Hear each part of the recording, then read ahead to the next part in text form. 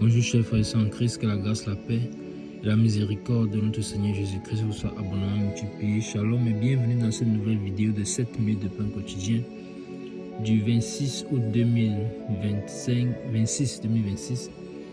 Nous poursuivons notre lecture dans le livre des Actes des Apôtres chapitre 16. Nous allons lire aujourd'hui le verset 27.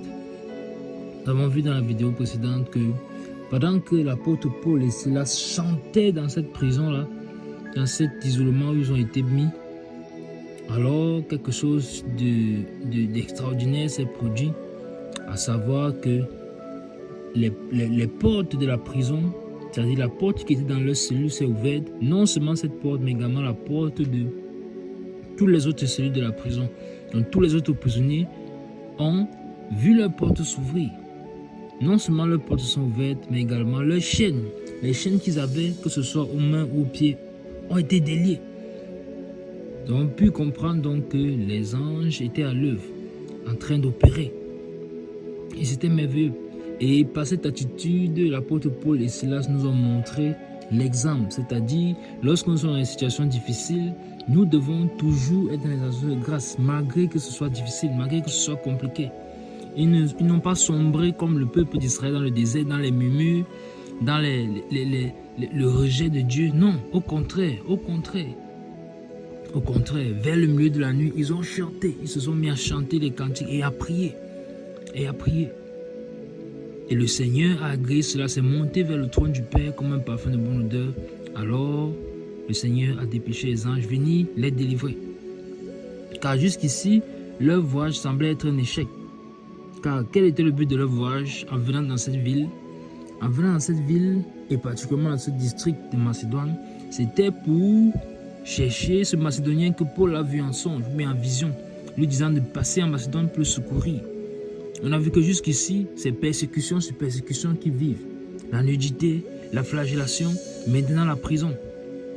Mais cela ne les a pas empêchés de chanter, de dire merci au Seigneur, de glorifier le nom du Seigneur. On a vu que non seulement ils avaient déjà amassé un poids éternel de gloire de ce qu'ils ont souffert pour la cause du Seigneur, en plus de cela, ils sont dans les actions de grâce. Malgré que c'est difficile, malgré que quand tu regardes autour d'eux, c'est difficile. Quand tu regardes autour d'eux, ça paraît improbable de s'en sortir vivant, puisqu'ils ne savent même pas ce qui va leur arriver.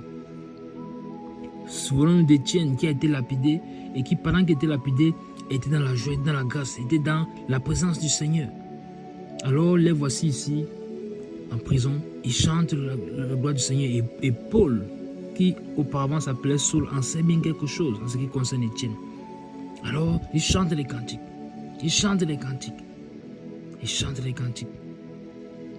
Et donc, le tremblement de terre se produit et la prison a été ébranlée, les portes se sont ouvertes et les liens de tous les prisonniers ont été rompus. On s'est donc posé la question, que vont-ils faire?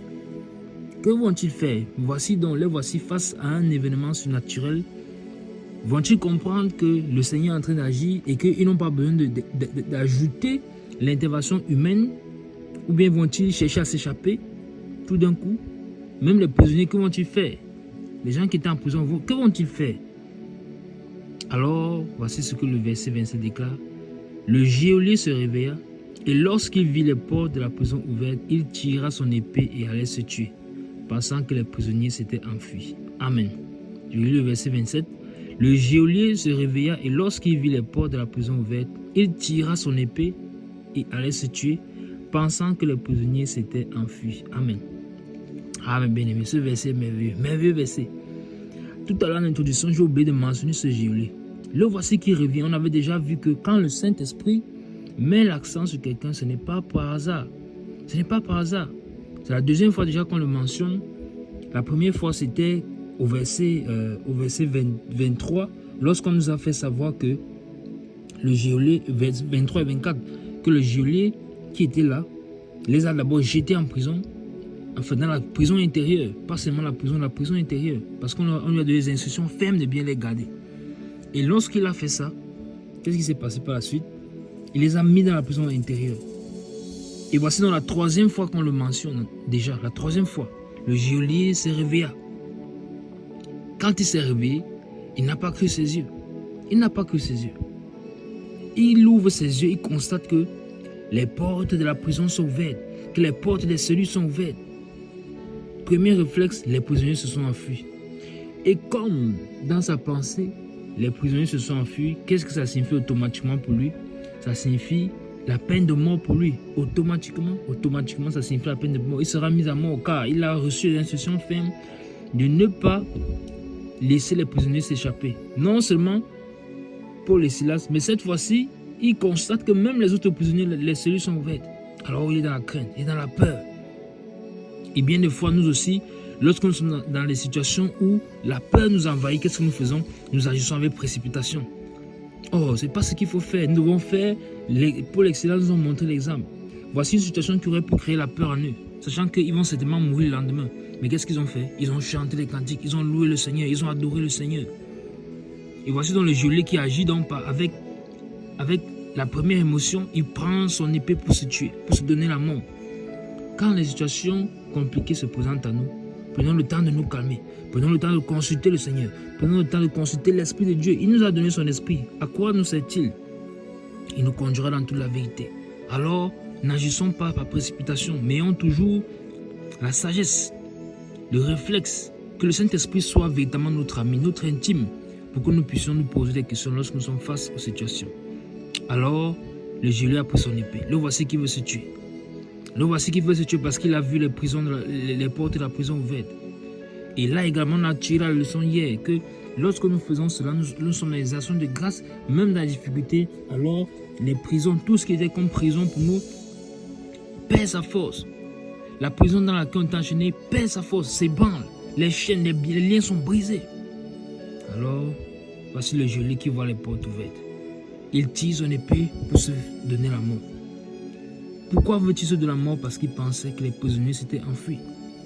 Alors, si cette deuxième partie du verset 27 nous dit, pensant que les prisonniers s'étaient enfuis, on peut déjà conclure que les prisonniers ne se sont pas enfuis. Les prisonniers ne se sont pas enfuis. Et c'est ça également qu'on a vu, que le témoignage que nous avons, la manière dont nous agissons peut être un témoignage et est un témoignage pour les non-croyants.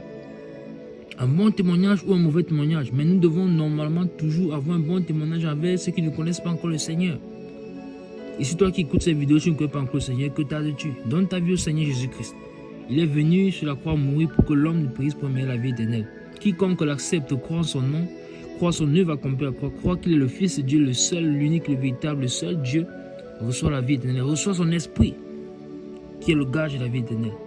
Alors, en faisant cela, tu appartiens désormais à Dieu, tu entres dans son royaume et là, la vie éternelle est pour toi. Une fois que tu l'as fait, fais-toi baptiser, entre dans les eaux du baptême pour t'identifier à la mort du Seigneur Jésus-Christ et en sa résurrection. Alors nous voici, le geôlier est là, il pense que les prisonniers se sont enfuis et donc on conclut directement que les prisonniers ne sont pas enfuis. Mais pourquoi ne se sont-ils pas enfuis? C'est une question que nous pouvons nous poser.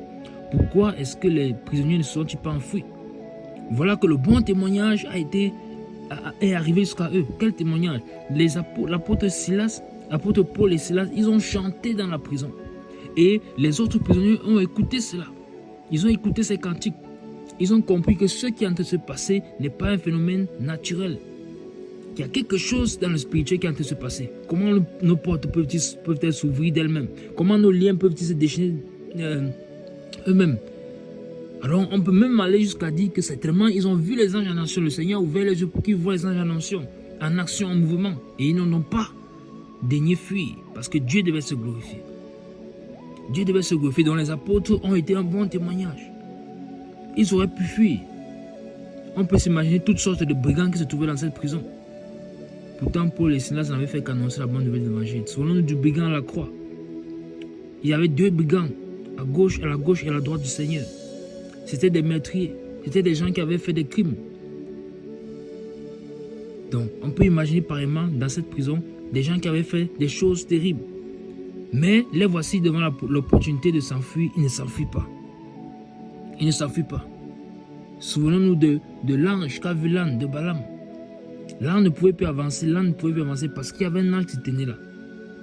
Donc, c'est une possibilité que des anges se tenaient devant cette prison et ils ont compris, ils ont vu les anges en action, ils ont resté cloîtrés. Pas de possibilité de fuir. Et cela permet également que le témoignage soit vivant. Rencontrer le Dieu véritable. Nous devons être des témoignages vivants pour le Seigneur. Alors les prisonniers ne sont pas enfuis. Par la grâce du Seigneur, nous verrons par la grâce du Seigneur donc dans la prochaine vidéo pourquoi ils ne sont pas enfuis et qu'est-ce qui va se passer par la suite. Car cette histoire est évidemment intéressante et pleine de leçons. Quand les situations se présentent devant nous, comment est-ce que nous réagissons? Est-ce que nous sautons sur la première occasion, même quand elle se présente favorable, ou bien nous prenons le temps de consulter le Saint-Esprit pour savoir quelle est la direction? Ça, c'est un enseignement également que nous tirons de ce verset.